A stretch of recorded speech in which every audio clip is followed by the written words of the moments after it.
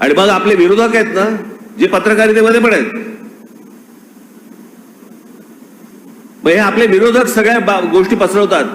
हे काय सुरुवात करतात पण शेवट करत नाहीत. आम्ही सुरुवात करतो आणि शेवट करत नाही. एक आंदोलन दाखवायचं मला ज्याचा शेवट नाही केला. त्या अनेक प्रार्थना स्थळांवरचे मशिदींवरचे आम्ही भोंगे काढायचं म्हटलं, बंद झाले होते हो भोंगे. पण हे डरपोक सरकार,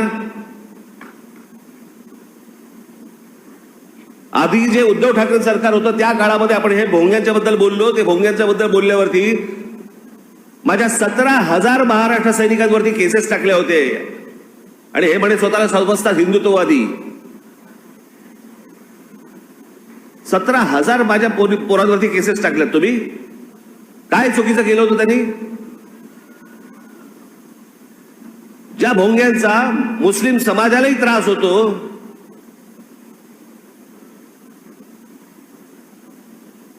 काय आमचा इथे मामू आला असेल. मामू कुठे आहे? हा बघा, काल त्याच्या भागात गेलो होतो मी. तिकडे अनेक मुस्लिम समाजातले अनेक मुस्लिम बांधव मला सांगत होते की मला तर एक पत्रकार पण भेटला होता मला पुण्यामध्ये. त्याने सांगितलं माझी मुलगी लहान आहे, मला त्या भोंग्यांचा त्रास होतो. मी जाऊन त्या मशिदीमध्ये त्या मौलवींना सांगितलं, ते ऐकायला तयार नाहीत. ज्यावेळेला हे आंदोलन झालं त्यावेळेला सगळ्या ठिकाणी सगळं बंद झालं होतं. पण सरकारनं ढिली पडल्यानंतर परत सगळं सुरू झालं.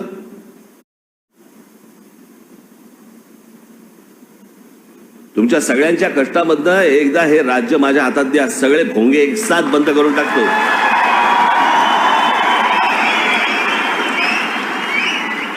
बघू कोणाची हिंमत आहे त्याच्यानंतर परत भोंगा लावायची.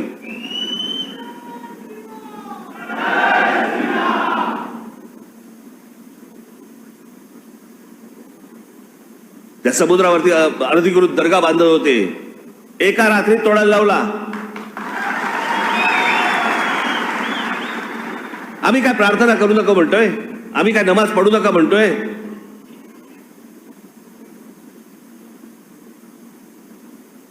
आम्ही बाकीच्या कुठच्या गोष्टींना हात घालतोय? अरे समुद्रावरती हळूहळू हळूहळू सुरू करताय. ते झाल्यानंतर तुम्ही महत्वाची गोष्ट त्यातली बघा, ते झाल्यानंतर देखील मुस्लिम समाजाकडनं कोणती प्रतिक्रिया नाही आली, कारण त्यांनाही कळलंय अनधिकृत आहे. पण हे केलं कोणी? का सरकारच्या लक्षात नाही आलं? जिकडे तो दर्गा होत होता त्याच्या बरोबर 100 फुटावरती तिथे पोलीस स्टेशन आहे. का नाही त्यांच्या लक्षात आलं? का नाही महानगरपालिकांच्या लक्षात आलं? ज्या प्रकारचं राजकारण सुरू आहे, कोण कुठे आहे तेच कळत नाही. म्हणजे कोणाचंही नाव घेतलं तर विचारावं लागतं कुठे आहे म्हणजे तो. त्याशी मला एका नाट्य संमेलनामध्ये 5 नगरसेवक भेटायला आले. नमस्कार साहेब, आम्ही राष्ट्रवादीचे नगरसेवक. म्हटलं बरं, कोणाचे? तर त्यातले 3 बोलले आम्ही शरद पवारांचे, 2 बोलले आम्ही अजित पवारांचे. पण आले होते एकत्र. माझा अजूनही ठाम मत आहे सगळे आतून एकच आहे.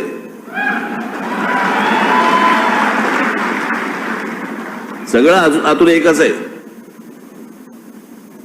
फक्त येडे बनवतायत, तुम्हाला मूर्ख बनवतायत. आपापलं सगळं ह्यांचं राजकारण सगळं सुरू आहे आणि महाराष्ट्राची फक्त माती होतीये. आणि मग महाराष्ट्र एकसंघ राहू नये याच्यासाठी मग जातीची विष पसरवलं जातात, जातीचं विष. ते जरांगे पाटील ज्याला उपोषणाला बसले होते, मी गेलो होतो तिकडे, त्यांच्या समोर सांगितलं हे होणार नाही.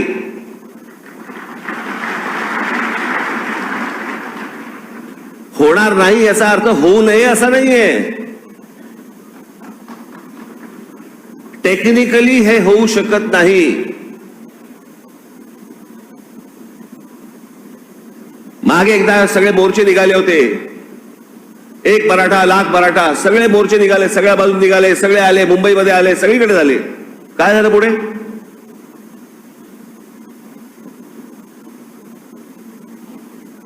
महाराष्ट्रामधल्या माझ्या मराठा बांधवांना, भगिनींना माझी हीच विनंती आहे, ह्यांच्या भूलतापांना बळी पडू नका. जी गोष्ट घडू शकत नाही, होऊ शकत नाही, याची हे आश्वासन देत आहेत. आज विषय आहे मुलांच्या नोकऱ्यांचा, मुलांच्या शिक्षणाचा. महाराष्ट्रासारखं प्रगत राज्य शिक्षण देऊ शकत नाही, नोकऱ्या देऊ शकत नाही. बाहेरच्या राज्यांमधली लोक आम्ही पोसायची आणि आमच्याकडची लोक आंदोलन करणार.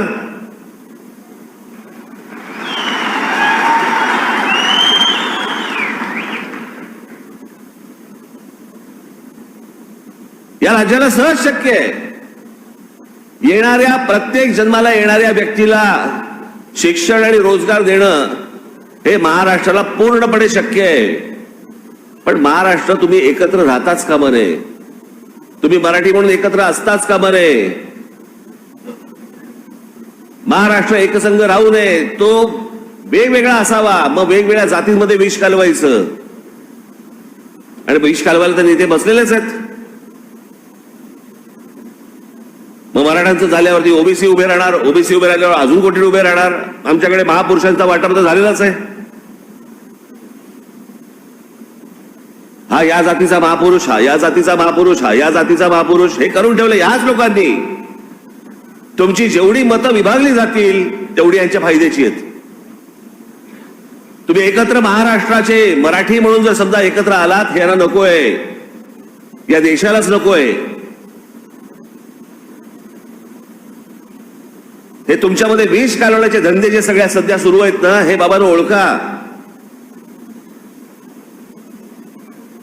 हा फक्त महाराष्ट्रामधल्या मराठा समाजाचा विषय नाहीये, हा प्रत्येक राज्यांमधल्या त्या तिकडच्या समाजाचा विषय आहे. एका जातीबद्दलचा विषय जर समजा उद्या कोर्टामध्ये गेला तर या देशातल्या प्रत्येक राज्यामधल्या जाती उभे राहतील आणि हा आरक्षणाचा विषय अख्ख्या देशभर पेटेल. जे होऊ शकत नाही, जे सुप्रीम कोर्टात होऊ शकत नाही, त्याच्यासाठी अधिवेशन घ्यावं लागेल लोकसभेचं. ते घेता येणार नाही जोपर्यंत निर्णय येणार नाही तोपर्यंत. काहीतरी वकिलांशी बोलून बघा, मी खोटं नाही सांगत आहे.